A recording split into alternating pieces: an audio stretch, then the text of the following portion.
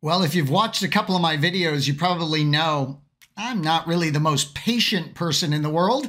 And when I decide I want my Windows 11 right now, I want it right now. If you're like me and you want to get this new public release that just dropped of Windows 11 and you want to install it on any hardware, whether it's some CPU they support or not, obviously, you need to meet the minimum requirements, but yeah, if you want to install it with no TPM chip or whatever the case may be, this video is for you. Let's go get this public release ISO and let's get it installed.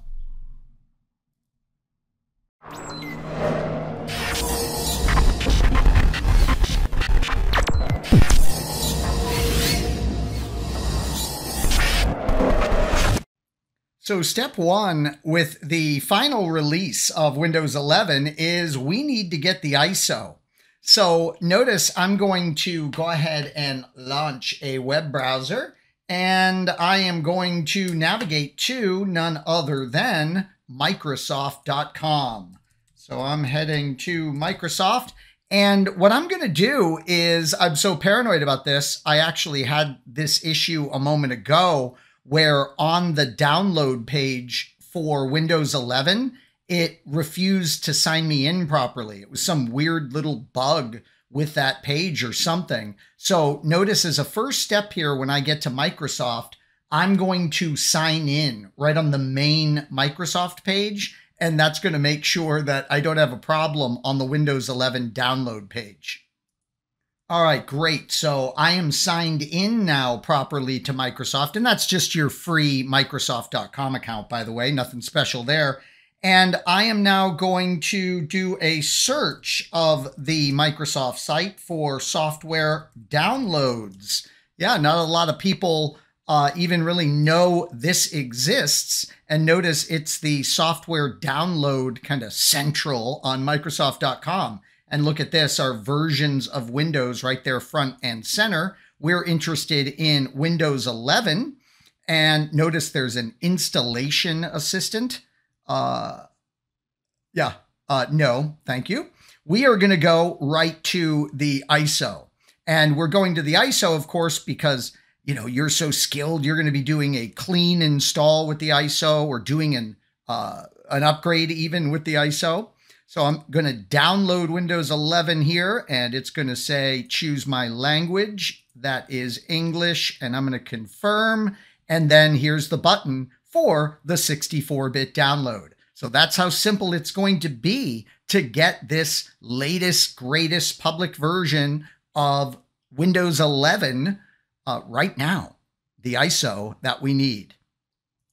Now, this latest public release, from what many of my subscribers have been telling me here on my channel, this latest new release, what's so great about it is if you fail the CPU or the TPM check, either or both, if you fail those, you can just say that you know you're at risk for full Windows 11 support and go right past it. I'll show you the screen you're going to get during setup in a moment.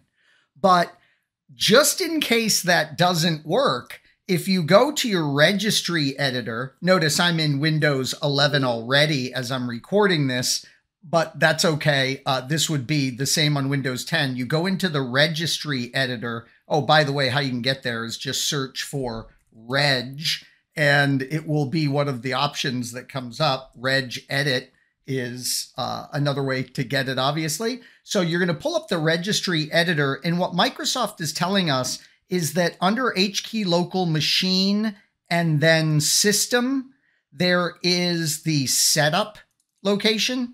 There it is. And in there, there's Mo Setup. And if you have this Reg D word, 32-bit Reg D word, so if it wasn't there, you could go New 32-bit value there, the D word value.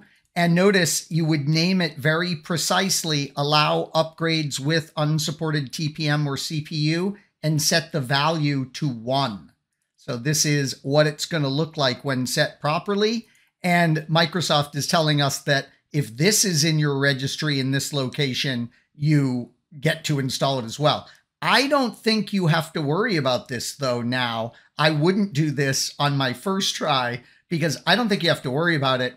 Let me show you right now the screen that I got when I launched the install on another system using this latest, greatest ISO download. And big thanks to so many of my subscribers who were reporting this to us, right? Thank you so much.